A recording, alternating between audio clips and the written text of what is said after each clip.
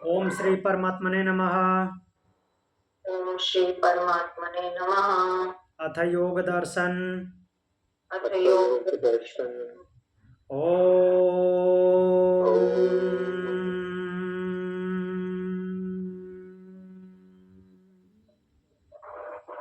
योगेन चित्तस्य पदेन वाचाम् योगेन चित्तस्य पदेन वाचा मलं शरीरस्य च वैद्यकेन मलं शरीरस्य च वैद्यकेन योपाकरोत्तं प्रवरं मुनीनां योपाकरोत्तं प्रवरं मुनीनां पतञ्जलिं प्राञ्जलिरानतोऽस्मि। पतञ्जलि प्राञ्जलिरानतोऽस्मि।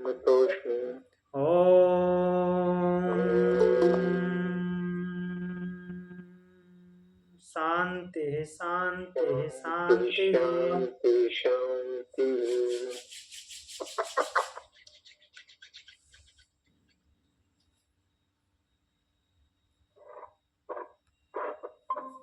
योग दर्शन चैप्टर 3 अध्याय 3 विभूतिपाद में हम पढ़ रहे थे। कल हमने देखा था अंतर्धान होने की विधि। अंतर्धान कैसे हुआ जाता है यही देखे थे। काय रूप संयमात तद्ग्राह्य शक्ति स्तंभे चक्षु प्रकाशा असंप्रयोगे अंतर्धानम। काया और रूप पे, काया के मीन शरीर के रूप पर संयम कर लेने से जब ग्राह्य शक्ति स्तंभे, तद ग्राह्य शक्ति स्तंभे मीन्स जो सामने वाला है उसके ग्रहण शक्ति रोक दी जाती है। चक्षु प्रकाशा असंप्रयोग, उसके चक्षु के प्रकाश का संप्रयोग होता है, उसको कट कर दिया जाता है, वहाँ पे ब्रेक कर दिया जाता है। तो उस क्रिया से क्या हो जाता है, साधक अंतर्धान हो जाता है। मीन्स कुल मिलाकर के क्या कहना है कि जो सामने खड़ा है उसका रेटिना पे जो प्रतिबिंब बन रहा था, जो प्रकाश टकरा के जा रहा था, उसको योगी ने, साधक ने बाधित कर दिया। अब वो जा ही नहीं रहा है।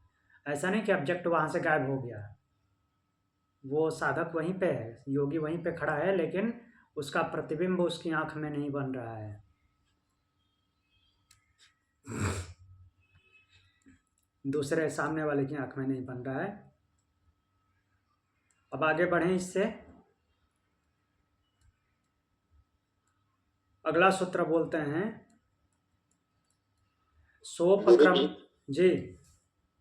वो वहाँ अंतर्ध्यान होगा, लेकिन वो एक्चुअल में वहीं पे एग्जिस्ट है। तो मतलब उसको छू अगर एज अ मतलब टच करेंगे तो वो एहसास में आएगा कि कैसा, मतलब बट टच करेंगे तब ना जब वो आपको किसी न किसी तरह से अनुभव में होगा, या फिर प्रतीत होगा कि कहाँ पे है। जब पता ही नहीं कि कहाँ पे है, बिल्कुल ब्लैंक है। मतलब मैं एक ऐसे बोल रहा हूँ जनरल कि अंतर्ध्यान तो हो गया, वो मतलब आंखों से नहीं दिखाई दे रहा है, बट हाँ फिजिकली वो वहीं पे है। हाँ, तो मतलब फिजिकली वो है अगर वो टच वाले ऑब्जेक्ट में आए तो मतलब टच हो सकता है। जी। ओके।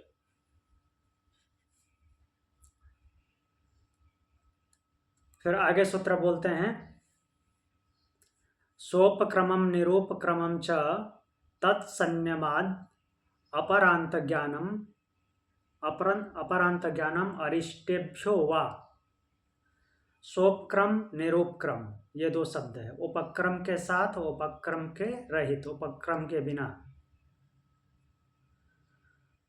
ऐसे दो प्रकार के कर्म होते हैं, उपक्रम के साथ और उपक्रम के बिना। तत्संयमात, उन पर संयम कर लेने से योगी को क्या होता है, अपरांत ज्ञानम, अंत समय का अर्थात मृत्यु का ज्ञान हो जाता है। अथवा इसके अलावा और कैसे होता है मृत्यु का ज्ञान, अरिष्टेभ्य, अरिष्टेभ्य मीन्स अनिष्टों की संसूचना मिलने से। अनिष्ट घटित होते हैं बार बार, तो उससे भी उसको मृत्यु का ज्ञान होता है। अब ये सोपक्रम निरूप क्रम क्या है, देखिए सोपक्रम वो चीज वो होते हैं ऐसे कर्म जो अपना फल दे रहे हैं, मीन्स वर्तमान में चल रहे हैं, उनका फल मिल रहा है। और निरूप क्रम जो अभी संचित हैं, अभी उनका फल मिलना आरंभ नहीं हुआ है, तो उनको निरूप क्रम बोलते हैं। जब ये साधक दोनों में संयम कर लेता है, दोनों में समाधि लगा लेता है, जो चल रहा है उसको भी अच्छी तरह से ऑब्जर्व करता है, क्या घटित हो रहा है, क्यों हो रहा है ऐसा, और जो पीछे संचित हैं, तो संचित हैं तो स्वाभाविक सी बात है, किया है तो उसको तो अनुमान लगेगा ही कि क्या क्या किया है। तो इन दोनों पे जब वो संयम कर लेता है, अच्छी तरह से उनमें पकड़ बना लेता है, जान लेता है, तो उसको मृत्यु का ज्ञान हो जाता है। अर्थात कि ये कब, ये जो कार्मिक अकाउंट हैं, अब यहाँ पे किसकी बात हो रही है, ध्यान देने की बात है, कंफ्यूज नहीं होना है कि उसका मृत्यु का ज्ञान कैसे हो जाएगा। अगर अभी जो कर रहा है उसका परिणाम भुगत रहा है, और पीछे जो संचित है उसके द्वारा किए हुए उसको भी मान लीजिए कि अगर अनुभव कर लेता है और कैलकुलेट कर लेता है, तो उसको मृत्यु का ज्ञान कैसे हो जाएगा, संस्कारों से मृत्यु का ज्ञान कैसे। वो इस प्रकार से, क्योंकि यहाँ पे साधक की बात हो रही है, किसकी, जो समाधि में अवस्थित हो गया है, समाधि में पहुंच गया है। हमेशा दिमाग में ध्यान रखना है, वो जो ब्रह्म सूत्र वेदांत दर्शन के हिसाब से जो गति बताई गई है, एक इसी शरीर में मुक्त हो जाने के बिना किसी गति के, दूसरा क्रम गति जो ब्रह्म के प्राप्ति के मार्ग में अग्रसर है, और तीसरा पुनर्जन्म। तो साधक कौन सी गति वाला, क्रम गति वाला है, जो अब ब्रह्म की प्राप्ति के मार्ग पे अग्रसर है। वो पुनर्जन्म वाली मीन्स पाप पुण्य वाली मृत्यु में नहीं है अब, तो वो उसकी साधना भी वैसी ही है। तो कर्म फल की यहाँ पे बात आ रही है, तो जो संस्कार का रिजल्ट मिल रहा है उसी की बात है। तो उसकी स्थिति कैसी है, संस्कारों को काटने की, नए संस्कार नहीं बनाएगा, वही ऐसा कर रहा है ना। ये उसके लिए नहीं है जो जन्म मृत्यु के चक्कर में फंसा हुआ है, पुनर्जन्म वाले चक्कर वाले के लिए नहीं है, ये उसके लिए है जो क्रम गति में है, मीन्स कैवल्य के मार्ग पे अग्रसर है। तो उसके कर्मों से नए संस्कार बनेंगे ही नहीं, जो चल रहा है उसको काट करके समाप्त करेगा, और जो बचे हुए हैं उसको भी देख लेगा कि कितने टाइम में ये समाप्त होंगे, यही होगा। तो जब दोनों का कैलकुलेशन हो जाएगा कि ये तो कट ही रहे हैं, और जो बचा हुआ है संचित है वो कितने टाइम में खत्म हो जाएंगे, तो उसको मृत्यु का ज्ञान हो जाएगा कि इस टाइम पे मेरी मृत्यु हो जाएगी, क्योंकि उसको कैलकुलेशन पता चल रहा है कि कितने टाइम में, अभी तो जो चल रहे हैं वो तो कट ही रहे हैं, जो संचित हैं उनको समाप्त होने में कितना टाइम लगेगा, क्योंकि अब नया संस्कार नहीं बनने वाला उसका। तो जितना टाइम लगेगा उसको कैलकुलेट करके अपना वो जान लेगा कि हाँ मृत्यु कब होने वाली है। तो ऐसे बहुत सारे लोगों के बारे में हम सुनते हैं जिनको अपनी मृत्यु का पता था, उनके पास ये सिद्धि थी, मतलब जी, ऐसा मीन्स वो ऐसे ही अनुमान लगाए होंगे।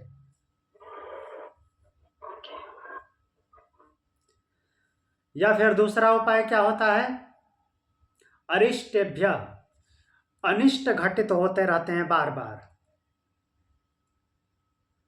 तो इससे भी मृत्यु की जानकारी हो जाती है कि मृत्यु अब निकट है।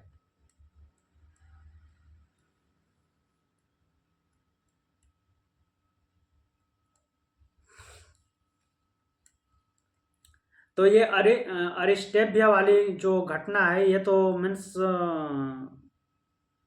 संयमी से थोड़ा नीचे भी होता है तो भी उसको अनुमान हो जाता है, उसमें कन्फर्म भले ही ना हो कि मृत्यु होगी कि नहीं, बट बहुत ज़्यादा एक्सीडेंट जैसी घटनाएं हों बार बार, तो ऐसा फील होता है ना सामान्य व्यक्ति को कि अभी मृत्यु लगता है, निकट है, बट वो जो है सोप क्रम निरूप क्रम उसको कैलकुलेट करना वो तो साधक का काम है, और वो इसलिए अप्लाई हो रहा है क्योंकि उसके नए संस्कार नहीं बन रहे हैं। तो जो बचे हुए संस्कार हैं वो कितने दिन में समाप्त होंगे उसकी गणना वो कर लेता है, तो इसलिए उसको पता चल जाता है कि मृत्यु कब होगी।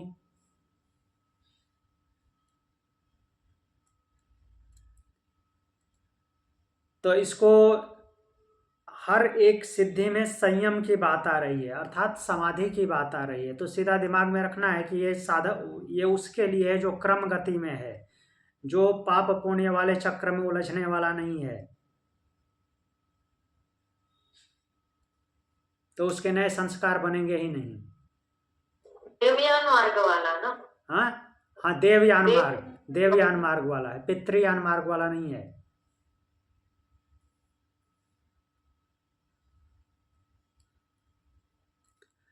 अगला सूत्र अब देखते हैं, 23 नंबर। क्या बोल रहे हैं? मैत्र्यादिषु बलानि, मैत्री आदि भावनाओं में संयम करने से उनका बल प्राप्त हो जाता है। मैत्री आदि बोल रहे हैं, तो मैत्री के अलावा आदि क्या है?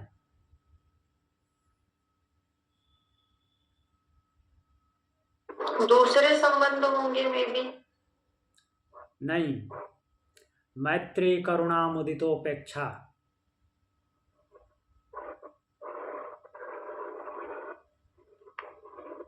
तो इसको दूसरे संबंधों से जोड़ सकते हैं, लेकिन मैत्र ये इसी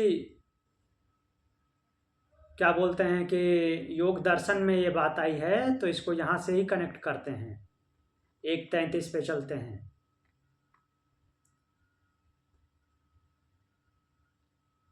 एक 33, 1 मिनट।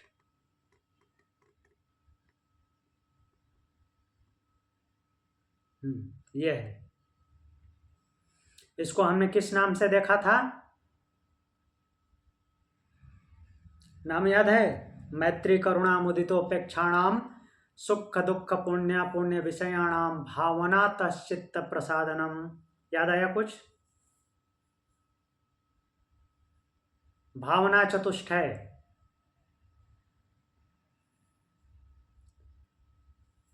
चार प्रकार की भावनाएं, मैत्री करुणा मुदितोपेक्षा, मित्रता की भावना, करुणा की भावना, मुदिता अर्थात प्रसन्नता की भावना, और उपेक्षा की भावना।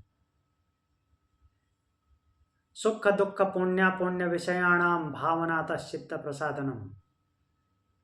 सुखी के साथ कैसी भावना करनी है? मित्रता की। दुखी व्यक्ति के साथ, दुखी प्राणी के साथ कैसी भावना करनी है? करुणा की।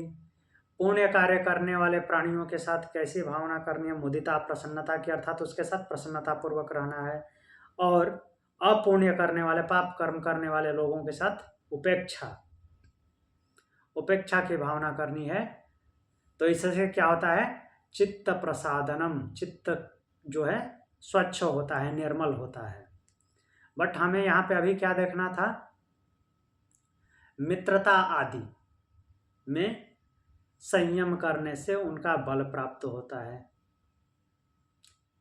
तो इसको मैत्री आदि को यहाँ पे इसीलिए कनेक्ट किया कि मैत्री आदि चार चीजें हैं, मैत्री करुणा मुदितोपेक्षा।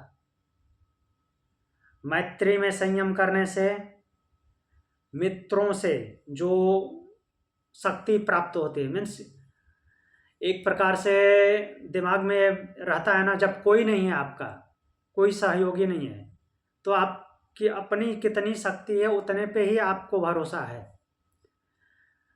लेकिन अगर मित्र हैं तो कहीं लड़ाई झगड़ा हुआ तो भले ही वो उस टाइम पे आपके साथ नहीं है, लेकिन दिमाग में ये है कि वो मेरी सहायता करेगा।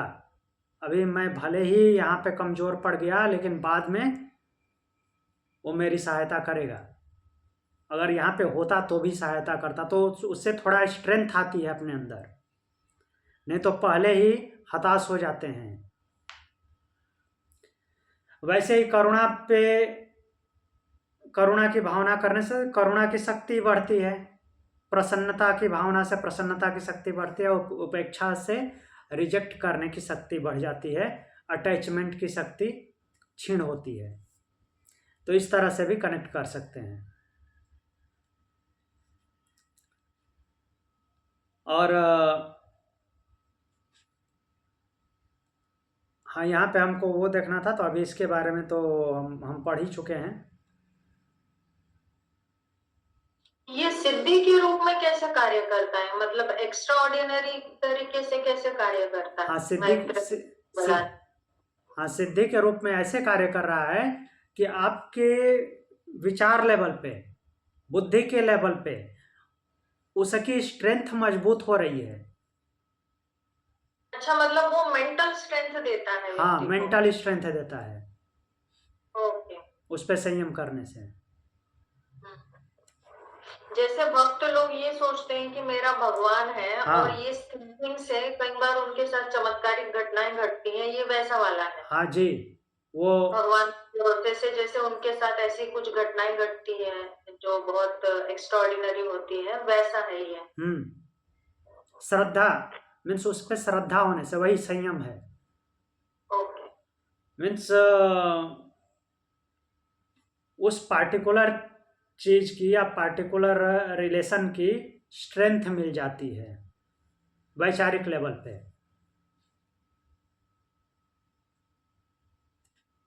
अब आगे चलते हैं।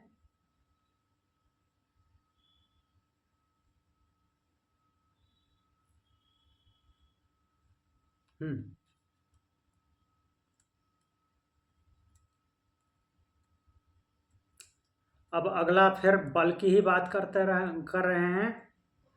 बलेसु हस्ति बलादिनी, यहाँ पे भी आदिनी लिखा है। आदि मीन्स और भी जोड़ रहे हैं। हस्ति बलादिनी, हाथी आदि में संयम करने से उनका बल प्राप्त हो जाता है। पहले अभी बोले कि मित्रों आदि में संयम करने से उनका बल प्राप्त होता है, मित्रता का, और उसके साथ और भी जो हैं उनका बल प्राप्त होता है। हाथी में हाथी या इस तरह के और जानवर, अब हाथी जानवर है तो जानवर से ही रिलेट करेंगे। हाथी और इस तरह के और जानवरों में संयम करने से, समाधि लगाने से, तो यहाँ पे संयम और समाधि लगाने का, हाथी में समाधि लगाने का मतलब क्या है? उसको अच्छी तरह से परखना, जानना कि हाथी में ऐसी स्ट्रेंथ कैसे आती है। नॉट ओनली केवल विजुअलाइज करके उसकी बॉडी देख के, उसका एनाटॉमी, फिजियोलॉजी सब जान लेना। तो शरीर क्रिया और शरीर रचना कैसी है, तो उन सब का ज्ञान जब हो जाता है तो उसकी शक्ति आपको भी प्राप्त हो जाती है, क्योंकि वो किस किस मसल को कैसे यूज करता है वैसा आप भी वैसा यूज कर पाते हैं। हाँ, बिल्कुल एकदम से वैसा ही नहीं हो जाए क्योंकि उसका स्ट्रक्चर अलग है, बट वैसी शक्ति प्राप्त होती है।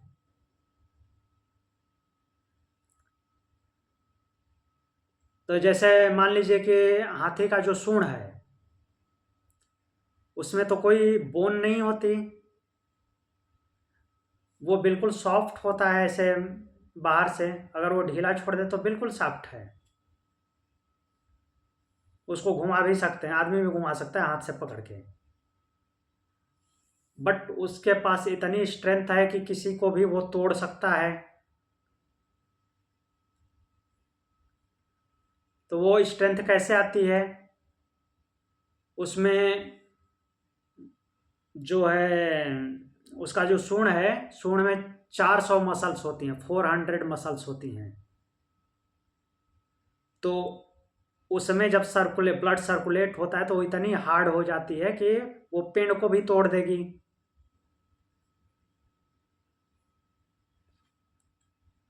तो इस तरह से उसके अंग प्रत्यंगों में जब संयम करेंगे, समाधि लगाएंगे, तो कौन सा अंग के कैसे फंक्शन करता है, ये सब जब जानकारी मिल जाएगी तो उसके बल का ज्ञान हो जाता है। और वैसे शक्ति से आपको अपने बॉडी के आपको अपना बॉडी फंक्शन आप भी उसी तरीके से कर सकते हैं। बिल्कुल वैसा ही नहीं होगा, बट हाँ वैसा हो सकता है। तो उसी को बोल रहे हैं कि हाथी आदि पे संयम करने से उनका बल प्राप्त हो जाता है।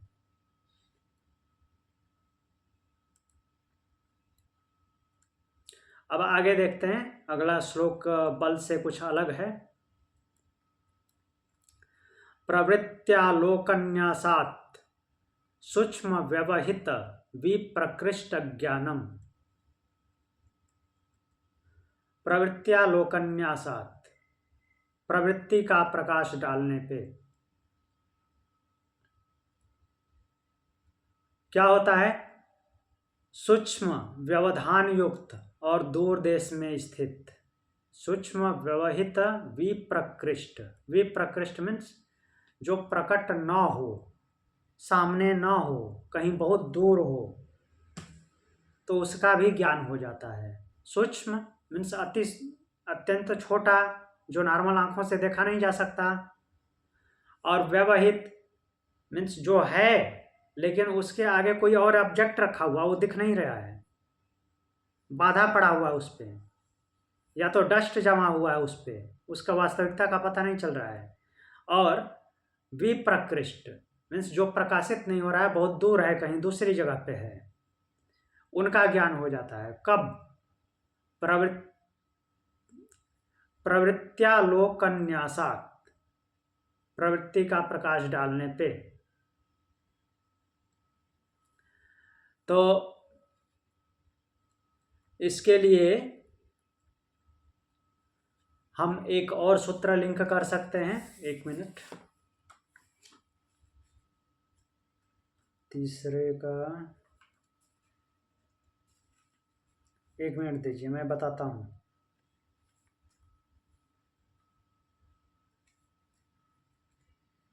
थर्टी एट 37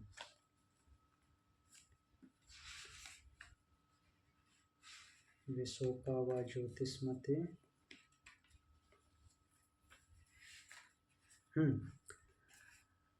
पहले चैप्टर का 36 नंबर जो श्लोक है, श्लोक नहीं सूत्र, इधर आते हैं।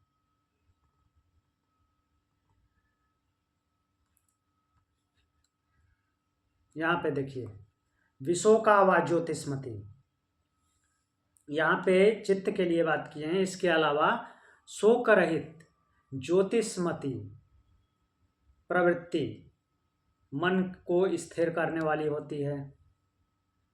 शोक रहित प्रकाशमय प्रवृत्ति का अनुभव हो जाए, अर्थात ऐसा ज्ञान हो जाए जो शोक को दूर कर दे, इसमें ये है। तो अब यहाँ से उसको कनेक्ट कर सकते हैं, जो तीसरे अध्याय का सूत्र है। एक मिनट,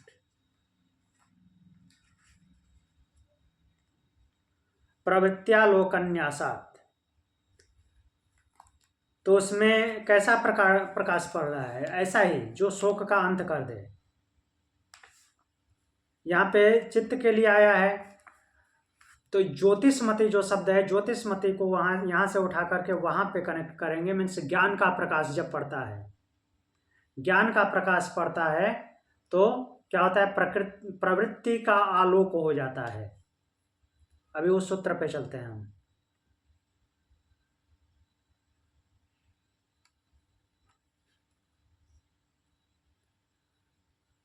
प्रवृत्त्यालोकन्यासात् सूक्ष्म व्यवहित विप्रकृष्ट ज्ञानम। तो ज्योतिष्मति प्रकाश जब पड़ता है तो क्या होता है? जो सूक्ष्म वस्तु है वो भी दिखाई देने लगती है, अर्थात ज्ञान का जब प्रकाश पड़ता है तो जो सूक्ष्म है वो भी प्रकट हो जाती है, व्यवधान युक्त है वो भी दिखाई देने लगता है, और जो कहीं दूर देश में है, दूसरी जगह पे है, उसका भी ज्ञान होने लगता है। क्यों ऐसा होता है? क्योंकि उस साधक को सब कुछ का ज्ञान हो जाता है, पूर्ण प्रज्ञ हो जाता है। तो सर इसी जी। सिद्धि से वो ऋषि ग्रहों को देख पाते होंगे, और क्योंकि ज्योतिषमती है यहाँ पर, तो ज्योतिषमती से ही ज्योतिष शास्त्र आया है क्या? ज्योतिषमती, हाँ ज्योतिष का अब यहाँ पे मुझे कंफर्म तो नहीं है, बट हाँ शायद उसी से रिलेट करके और नाम दिया होगा, जहाँ पे मीन्स पूर्ण ज्ञान होता है, मीन्स ज्ञान का प्रकाश होता है, तो ज्ञान के प्रकाश से ही उसका नाम ज्योतिष पड़ा होगा, जो दूसरे ग्रहों का भी ज्ञान हो जाता है। हाँ, मतलब इसमें वो लोग कह रहे हैं ना कि जो अभी सामने नहीं है लेकिन हाँ, है, हाँ। तो उसमें वो लोग रीच कर पाते हैं, मतलब देख पाते हैं। जी, मान लीजिए कि कोई वस्तु या कोई चीज, कोई ऑब्जेक्ट जो हमारे कंट्री में नहीं है, कहीं और है, दूसरे देश में है, वो उसका भी उसको पता होता है, या फिर कहीं और दूसरे ग्रह पे है, उसका भी पता होता है। तो हाँ, ये इसका रिलेशन उसी से भी, उससे भी हो सकता है, जो हमारे पहले के ऋषि ग्रहों और नक्षत्रों का पता लगाए हैं, और वहाँ पे क्या क्या है ये भी बता दिए हैं, जबकि कोई ऐसा वो रॉकेट लेकर के वहाँ पे नहीं गए थे। ये भी हो सकता है कि इसी सिद्धि के थ्रू उन्होंने वो शास्त्र लिखा होगा, ज्योतिष शास्त्र का उन्होंने शायद वो तो सिलेबस बनाया होगा। हाँ, वो तो वैसे ही बना है, ज्योतिष जो है उसी हिसाब से बना है, और उसमें वो तारों की गणना भी है, हम अभी आगे पढ़ेंगे, आते हैं 2 सूत्र बाद।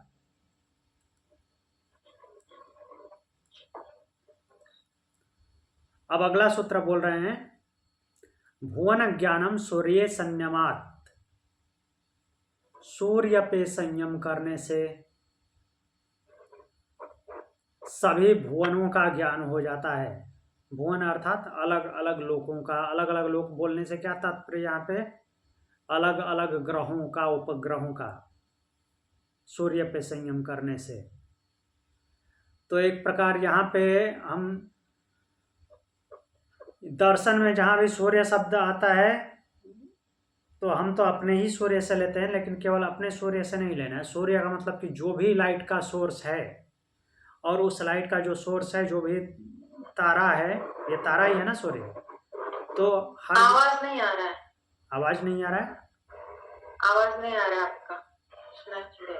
हेलो सर, आपका आवाज नहीं आ रहा है। सुधीर जी, आवाज आ रहा है मेरा? मुझे नहीं आ रहा है, पता नहीं। बिल्कुल भी आ रहा है। हाँ, तो आप एक बार रिकनेक्ट कीजिए। सर हेलो, हेलो, आपका आवाज नहीं आ रहा है। तो सुधीर जी को तो आ रहा है, एक बार आप डिस्कनेक्ट करके कनेक्ट कीजिए, रिकनेक्ट कीजिए। कुछ सुनाई नहीं दे रहा मुझे।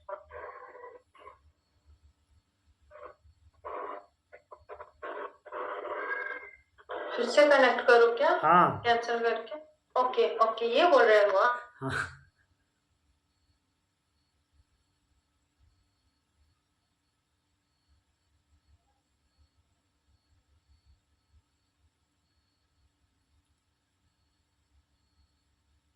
तो ये अगला सूत्र जो है, भुवन ज्ञानम सूर्य संयमात।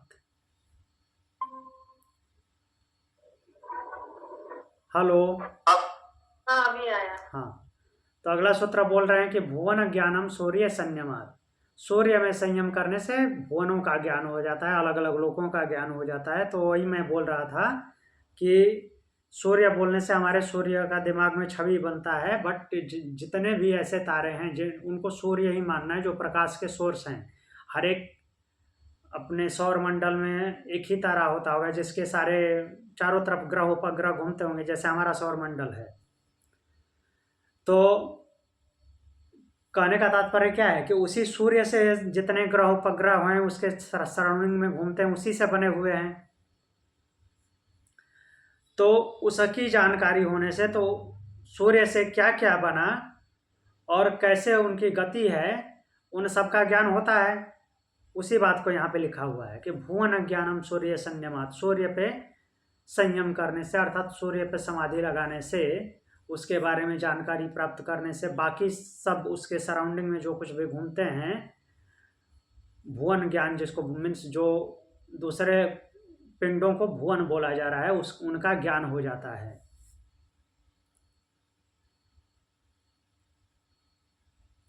अब यहाँ पे व्याख्या पौराणिक तरीके से दिया हुआ है। 14 भुवन का वर्णन आता है, उनमें से एक भूलोक का, और 14 भुवनों का ज्ञान सूर्य में संयम करने से होता है। बट हम दर्शन पढ़ रहे हैं तो इतना वो पर्सोनिफाई लेवल में नहीं जाएंगे।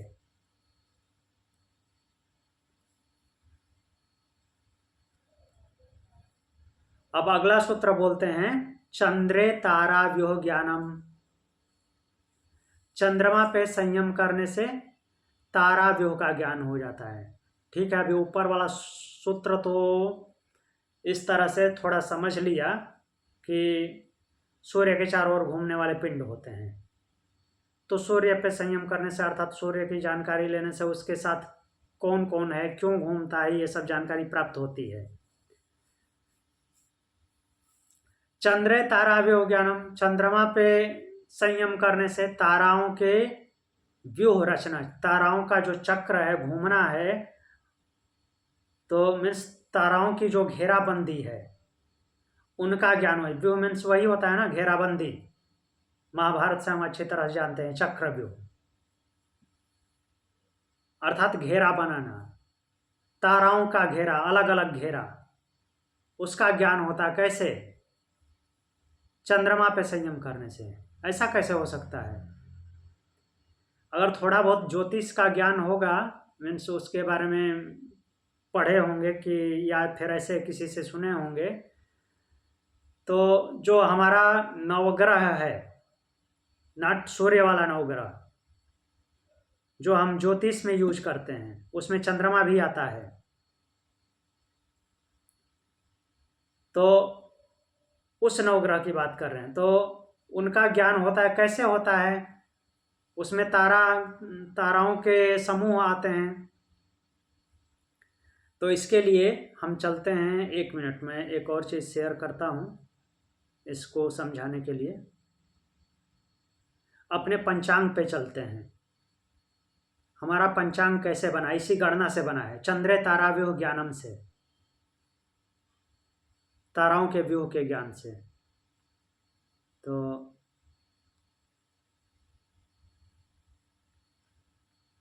एक मिनट,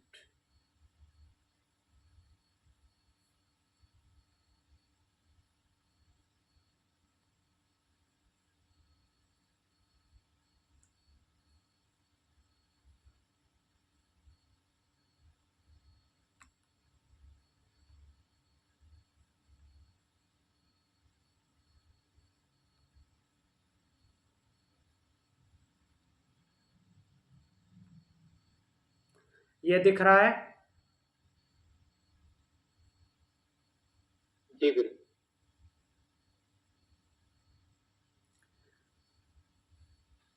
रुकिए,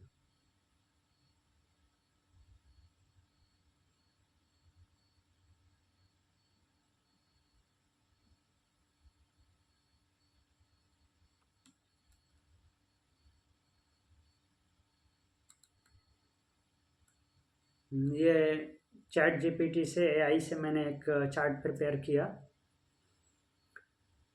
चंद्र ताराव्यूह ज्ञानम में हम अपने जो अपना पंचांग है, इससे ये भी हम समझ पाएंगे कि हमारा पंचांग कितना साइंटिफिक है।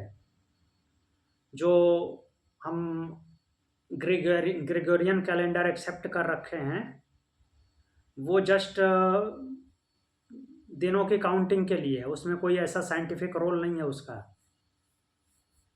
बट हमारा पंचांग साइंटिफिक होते हुए भी नहीं चलता है। अब यहाँ पे देखिए,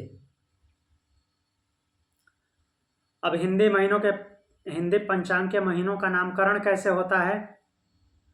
नामकरण होता है जिस महीने में चंद्रमा जिस नक्षत्र में होता है, मीन्स जिस महीने की पूर्णिमा जिस नक्षत्र में पड़ती है, उस नक्षत्र के नाम पे उस महीने का नाम है।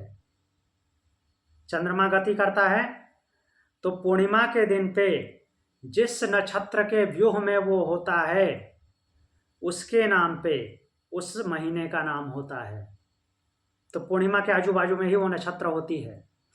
और ये बार बार रेपिटेशन में आने से ऐसा मीन्स बार बार, ऐसा नहीं कि एक बार कभी उस नक्षत्र में चली गई तो इसलिए नाम रख दिया, नहीं, हर बार, लगभग हर बार उस पूर्णिमा के आसपास ही वो नक्षत्र रहती है या उसी दिन पड़ती है, तो इसलिए उस महीने का नाम वो है। देखते हैं कैसे। हमारा जो पंचांग है वो दो तरीके से चलता है। एक तो महीना चंद्रमा की गति से चलता है, बट उसको हम मैनेज करते हैं किससे? ऋतु से। जो हमारी ऋतुएं होती हैं, मौसम होते हैं, उनसे भी मैनेज करते हैं। अगर केवल चंद्रमा की महीने की गति, चंद्रमा की गति के हिसाब से चलता तो वो मैच नहीं हो पाता ऋतुओं से। कभी जो जैसे कि पूस माघ, पौष और माघ का महीना है, ये नॉर्मली शीत ऋतु का होता है। बट अगर ये चंद्रमा की गति से ही चलता रहता, हम इसको मैनेज नहीं करते, जैसे हर तीसरे साल में एक महीना जोड़ते नहीं, तो कभी पौष माघ जो है शीत ऋतु में आता, कभी ग्रीष्म ऋतु में आता, कभी वसंत ऋतु में आता, कभी वर्षा ऋतु में आता है, जैसे इस्लामिक कैलेंडर का होता है। कभी रमजान गर्मी में पड़ता है, कभी बारिश में पड़ता है, कभी ठंड में पड़ता है, क्योंकि वो ऋतु से मैच नहीं करते अपने कैलेंडर को। तो चंद्रमा की गति से महीना चलता है और उसको ऋतुओं से मैच करते हैं वो सूर्य की गति से। मीन्स सूर्य की गति तो नहीं होती वहाँ पे, वो हमारी पृथ्वी की गति है, बट हमको सूर्य उदित होता अस्त होता हम ऐसा मानते हैं, तो इसलिए सूर्य का नाम दे रखे हैं। जबकि हमको ये भी पता है कि सूर्य उदित न तो उदित होता है न अस्त होता है, वो हमारे पृथ्वी के घूमने की वजह से ऐसा होता है। हम सूर्य का नाम पे सब कुछ अप्लाई करते हैं। जैसे प्रकृति में सब कुछ होता है और अप्लाई किसके नाम से करते हैं? ब्रह्म के नाम से। तो चंद्र महीना कैसा होता है? कहीं कहीं पे अमावस्या से अमावस्या मानते हैं, बट नॉर्मली पूर्णिमा से पूर्णिमा होता है। तो भारतीय ज्योतिष में आकाश को 27 नक्षत्रों में विभाजित किया गया है। ये नक्षत्र क्या होते हैं? तारों का समूह, ग्रुप ऑफ स्टार्स जो होते हैं वो एक नक्षत्र बोले जाते हैं। एक मीन्स वो पूरे के पूरे स्टार के ग्रुप एक ही साथ मूव करते हैं, तो उनको नक्षत्र बोला जाता है। ऐसे 27 नक्षत्र हैं जो आकाश में घूमते हैं, उनके अलग अलग नाम हैं। तो देखिए हमारा महीनों का नाम कैसे पड़ा है। चैत्र नाम जो है, चैत्र नाम वो किस लिए पड़ा है? क्योंकि उसकी पूर्णिमा के टाइम पे, पूर्णिमा के आजू बाजू में या पूर्णिमा के दिन कौन आता है? चैत्रा नक्षत्र आती है। चैत्रा नक्षत्र आती है मतलब चित्रा नक्षत्र आती है। इसका मतलब क्या हुआ? जो चंद्रमा होता है, चंद्रमा उस टाइम पे चित्रा नक्षत्र से होके गुजरता है, तो इसलिए चैत्र महीने का नाम चित्रा है। चैत्र महीने का नाम चित्रा नक्षत्र से चंद्रमा के गुजरने की वजह से चैत्र है। क्लियर? और वो वसंत ऋतु में पड़ता है। सर, हाँ, चित्रा नक्षत्र से चंद्रमा गुजरता है, मतलब वो जो ग्रुप ऑफ स्टार्स है, वो नक्षत्रों का जो ग्रुप है चैत्रा नाम का, उसके पास से गुजरता है चंद्रमा। हाँ, जो ग्रुप ऑफ स्टार्स हैं जो हाँ, एक साथ घूमते हैं, हाँ, उन ग्रुप ऑफ स्टार्स, जो एक तरह के ग्रुप ऑफ स्टार्स हैं, उनका नाम चित्रा है। और जब जो चैत्र मास का चंद्रमा है वो पूर्णिमा के दिन उस नक्षत्र से होके गुजरता है, चित्रा नक्षत्र से, तो इसलिए उस महीने का नाम चैत्र हो गया। और इन नक्षत्रों की अलग अलग आकृति भी बनती है क्या? जैसे हाँ, कुछ लोग आकृति देखते हैं आकाश में, वो हाँ जी, जैसे सप्तर्षि की है वैसे ही उनकी आकृति है ग्रुप में। क्लियर हुआ इतना? नेक्स्ट वैशाख महीना आता है। वैशाख महीने में जो चंद्रमा पूर्णिमा का चांद है वो विशाखा नक्षत्र, अर्थात जो ग्रुप ऑफ स्टार जिनका नाम विशाखा रखा गया है, उनके नीचे से, उनके मीन्स उनके बीच से तो नहीं बोलेंगे क्योंकि वो तारे ऊपर होते हैं, बट हमको देखने में उनके बीच से ही होगा। तो उनके बीच से होकर के गुजरता है तो इसलिए वैशाख महीने का नाम विशाखा नक्षत्र के बीच से गुजरने की वजह से उस महीने का नाम वैशाख है। पूर्णिमा का चाँद उस विशाखा नक्षत्र से उस टाइम पे गुजरता है। जो ज्येष्ठ महीने का नामकरण किया गया है, उस महीने की जो पूर्णिमा का चांद होता है वो ज्येष्ठा नक्षत्र के बीच से गुजरता है। अर्थात तो जो ग्रुप ऑफ स्टार्स हैं जिनका नाम ज्येष्ठा है, उसके नीचे से, उसके बीच से होकर के गुजरता है चंद्रमा, तो इसलिए उस महीने का नाम ज्येष्ठ है। जो आषाढ़ महीना है, आषाढ़ महीने का पूर्णिमा का चांद, जो ग्रुप ऑफ स्टार्स हैं, तारों का समूह है, उनमें पूर्वाषाढ़ा और उत्तराषाढ़ा ये दो नक्षत्र हैं, उनके बीच से होकर के गुजरता है। जो श्रावण महीना है, श्रावण महीने में श्रवण नक्षत्र है, श्रवण नक्षत्र होती है, मीन्स ग्रुप ऑफ स्टार का नाम श्रवण है, उस श्रवण नक्षत्र के बीच से होकर के गुजरता है, तो उसका नाम श्रावण है, श्रावण के महीने का। भाद्रपद, भाद्रपद में दो नक्षत्र होते हैं, पूर्वा भाद्रपद, पूर्वा भद्रा और उत्तर भद्रा। तो इन नक्षत्रों के बीच से भाद्रपद महीने का जो पूर्णिमा का चांद है वो गुजरता है, तो इसलिए उस महीने का नाम भाद्रपद है, जिसको सिंपल लैंग्वेज में, लोकल लैंग्वेज में भादो बोलते हैं। जिसकी रात जो अमावस्या की या फिर अंधेरी रात जो होती है कृष्ण पक्ष की, वो सबसे अंधेरी रात होती है भाद्रपद की, जिसमें भगवान कृष्ण का जन्म हुआ था। सबसे अंधेरी रात होती है भाद्रपद महीने की रात। और सबसे उजाली रात कौन सी होती है, ब्राइट लाइट वाली रात कौन सी होती है, किस महीने की, याद है? जिस महीने में दशहरा पड़ता है, बताइए कौन से महीने में पड़ता है? इसके अगले महीने में, जस्ट भाद्रपद के अगले महीने, अश्विन। तो अश्विन महीने का नाम कैसे पड़ा है? उस महीने का जो पूर्णिमा का चांद है वो अश्विनी नक्षत्र से होकर के गुजरता है।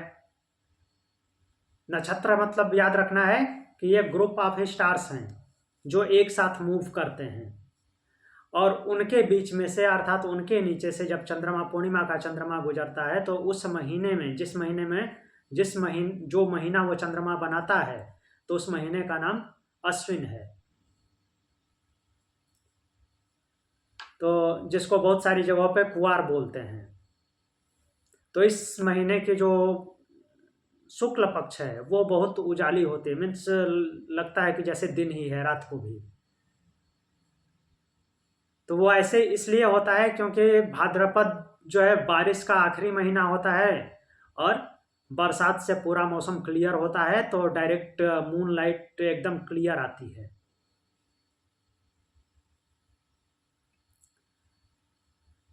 अगला महीना है कार्तिक। कार्तिक महीने में चंद्रमा गुजरेगा, चंद्रमा पूरा महीना नहीं, पूर्णिमा का जो समय होगा वो कृतिका नक्षत्र से गुजरेगा। अर्थात कृतिका नक्षत्र या तो उसी दिन होगी या उसके आसपास 1-2 दिन के इधर उधर होगी, तो उसी से कृतिका नक्षत्र से होकर के पूर्णिमा का चांद गुजरता है, तो इसलिए उस महीने का नाम कार्तिक है। से मार्गशीर्ष जो है वो मृगशिरा, ये मृगशीर्ष लिखा हुआ है बट एक्चुअल में जो नक्षत्र है उसका नाम है मृगशिरा।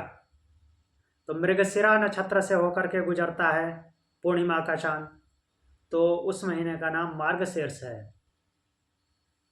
भगवान कृष्ण भगवत गीता में बोलते हैं ना, मासा नाम मार्गशीर्षो हम, महीनों में मैं मार्गशीर्ष हूँ।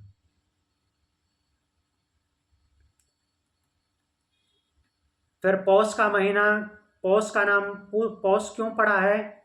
उस महीने का चंद्रमा जो पूर्णिमा का चांद है वो पुष्य नक्षत्र से गुजरता है।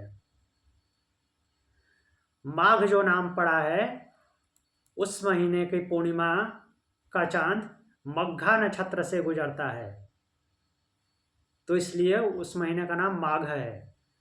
और फाल्गुन महीने की पूर्णिमा का चांद पूर्वा फाल्गुनी या उत्तर फाल्गुनी नक्षत्रों से होकर के गुजरता है, तो उसका नाम फाल्गुन है।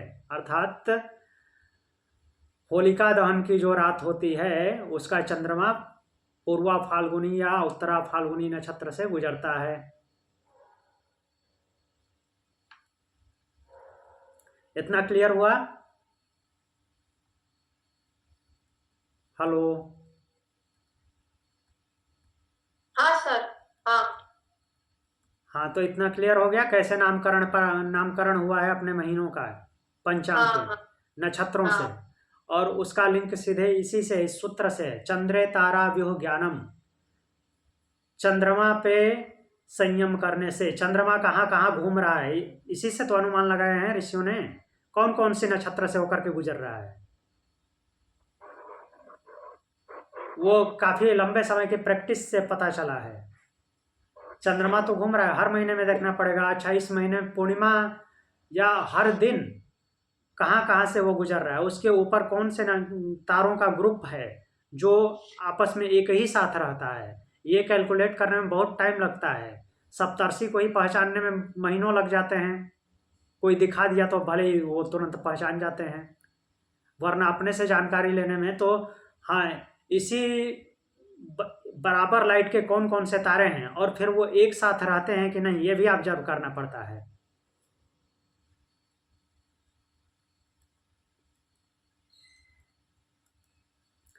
तो ये था, इसको हम इस चार्ट में भी देख सकते हैं। देखिए,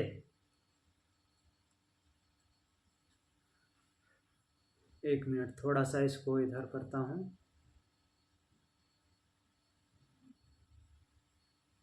हाँ, इसमें चार्ट में नक्षत्र हाँ दिया है।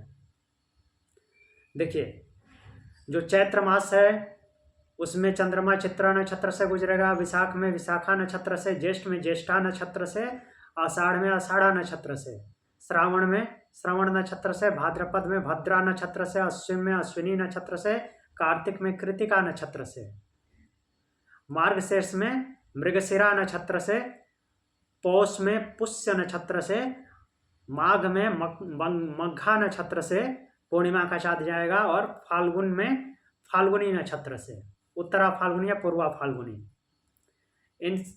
इन नक्षत्रों से गुजरता है। इसलिए उस महीने का पार्टिकुलर नाम उस नक्षत्र के नाम पे है, जो कि और किसी दूसरे कैलेंडर में ऐसा नहीं होता।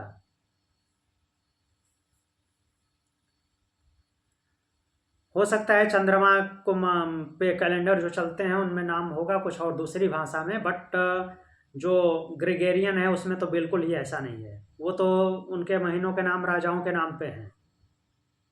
और मैं बड़ा राजा हूँ, इसलिए मेरा महीना 31 दिन का होगा। कोई उससे छोटा राजा है तो उसका महीना 30 दिन का होगा।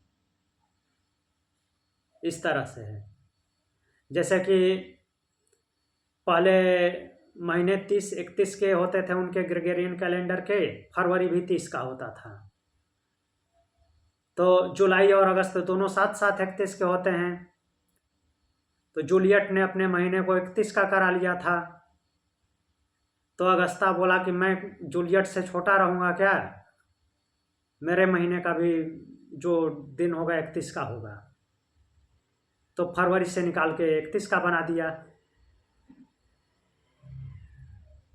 तो इस तरह से उनका पंचांग बना है, जबकि अपना पंचांग ऐसे बना है, महीनों का नाम। और इसको मैच करने के लिए हम सोलर कैलेंडर से मैच करते हैं। तो सूर्य सिद्धांत की ये गणना है। अब चलते हैं हम वापस अपने योग सूत्र पे। ये बड़ा अमेजिंग था। समझ में आया? हाँ हाँ, समझ में आया सर। ये जो नक्षत्र हैं जी, ये क्या हम देख सकते हैं आकाश में, मतलब ऐसे नॉर्मली? हाँ जी, जी देख सकते हैं। या तो कोई बताने वाला होना चाहिए आपको, या फिर खुद ही प्रैक्टिस करनी पड़ेगी। महीनों सालों लग जाएंगे। ओके, मतलब रेगुलर देखते हाँ, रेगुलर हम रोज देखना पड़ेगा, और केवल एक बार नहीं, रात में कई घंटे देखना पड़ेगा, तभी पता चलेगा ना कौन कहाँ घूम रहा है।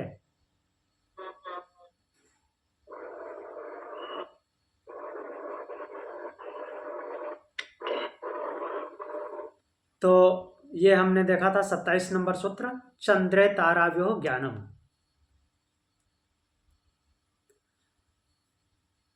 अब जो ध्रुवे तदगति ज्ञानम है, इसको देख लेते हैं, उसके आगे हम कल देखेंगे। ध्रुवे तदगति ज्ञानम, ये ध्रुव तारा से रिलेट करता है। ध्रुव तारा जो उत्तर साइड में होता है और वो फिक्स होता है। बाकी नक्षत्र और चंद्रमा वगैरह जो भी हैं, चंद्रमा तो डेली निकलता है और अस्त होता है, बट जो बाकी नक्षत्र हैं, जो अभी हमने 27 नक्षत्र के माध्यम से अपने महीनों के नाम देखे, तो ये जो 27 नक्षत्र बनाए गए हैं, बनाए क्या गए हैं, वो हैं, हमने उसको ऑब्जर्व किया है। तो 27 के 27 नक्षत्र अर्थात तारों के समूह, ये ध्रुव तारा को के सराउंडिंग में घूमते हैं। अर्थात ध्रुव तारा फिक्स है। ऐसा माना जाता है कि ध्रुव तारा जो है ब्रह्मांड का सेंटर है, क्योंकि सारे तारे घूम जाते हैं लेकिन वो वहीं पे रहता है। तो यहाँ पे सूत्र से महर्षि यही बोलना चाह रहे हैं कि ध्रुवे तद गति ज्ञानम, ध्रुव तारों में संयम करने से क्या होता है, तद गति ज्ञानम, उनकी गति का ज्ञान हो जाता है। किसकी गति का? उन ताराओं की गति का जिनमें चंद्रमा घूम रहा था। नक्षत्रों की गति कैसे होती है उसका ज्ञान ध्रुव तारा पे संयम करने से, अर्थात तो ध्रुव तारा को देखते रहिए, रोज देखिए, आपको पता चल जाएगा हाँ ये तारा फिक्स है। मीन्स पूरे आकाश को देखिए, उसमें आपको एक तारा कुछ दिन में दिखेगा कि हाँ ये तारा तो घूमता ही नहीं, फिक्स है, तो इसका नाम ध्रुव तारा है। क्यों, कैसे पता चलेगा फिक्स है? बाकी सारे तारे उसी के चारों तरफ घूमते हुए दिखेंगे। कोई ऐसा नहीं कि 1-2 मिनट में घूमते हुए दिख जाएंगे। काफ़ी मीन्स कई रात की प्रैक्टिस के बाद पता चलेगा कि हाँ ये तारा तो फिक्स है, बाकी इसके नीचे जो था ये इसके ऊपर आ गया है और वो वहीं पे है। तो इस तरह से ध्रुव तारा में संयम करने से उन तारा समूहों की गति का ज्ञान हो जाता है। ये दोनों सूत्र काफ़ी प्रैक्टिकल हैं, इसमें कुछ ज़्यादा चमत्कारी बात सोचने की ज़रूरत भी नहीं है। तो आज के लिए इतना ही। आंख बंद कीजिए, मैं एक बार बता देता हूं हमने क्या क्या पढ़ा।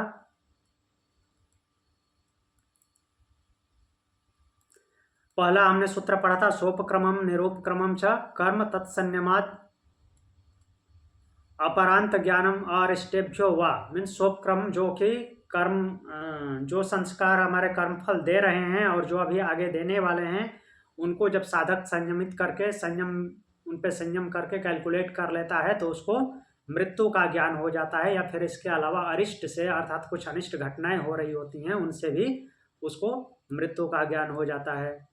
फिर बोलते हैं कि मैत्रादीसु बलानी, मैत्री करुणा मुदितोपेक्षा के को कनेक्ट करते हुए हमने देखा कि उन पे संयम करने से उसका मैत्री का, करुणा का, मुदिता का, उपेक्षा का, उसका भाव वैचारिक स्तर पे उसका भाव बढ़ जाता है और उनकी शक्ति मिलती है।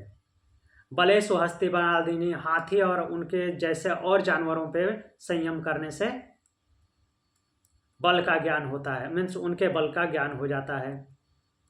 फिर बोल रहे हैं प्रवृत्त्यालोकन्यासात् सूक्ष्म व्यवहित विप्रकृष्ट ज्ञानम, जब ज्योतिषमती प्रकाश पड़ता है तो क्या होता है, सूक्ष्म, छोटे से छोटे, और जहाँ पे बाधा पड़ रही है जिसको देखने में वो, और जो कहीं दूर है वो आसपास है ही नहीं, उसका भी ज्ञान हो जाता है, चाहे वो किसी दूसरे जगह पे हो, दूसरे देश में हो, या फिर दूसरे ग्रह वगैरह पे हो। फिर बोल रहे हैं कि भुवन ज्ञानम सूर्य संयमात्, सूर्य पे संयम करने से भुवनों का ज्ञान हो जाता है। चंद्रे ताराव्यूह ज्ञानम, और चंद्रमा पे संयम करने से ताराव्यूह का, ताराव्यूह बोले तो नक्षत्रों का ज्ञान हो जाता है। और फिर लास्ट में हमने देखा था कि ध्रुवे तदगति ज्ञानम, ध्रुव तारा पे संयम करने से उनकी गति का, किनकी, वो तारों के समूह की गति का ज्ञान हो जाता है, जिनको हम नक्षत्र बोलते हैं। तो आज के लिए इतना ही। प्रणाम। ओम शांति।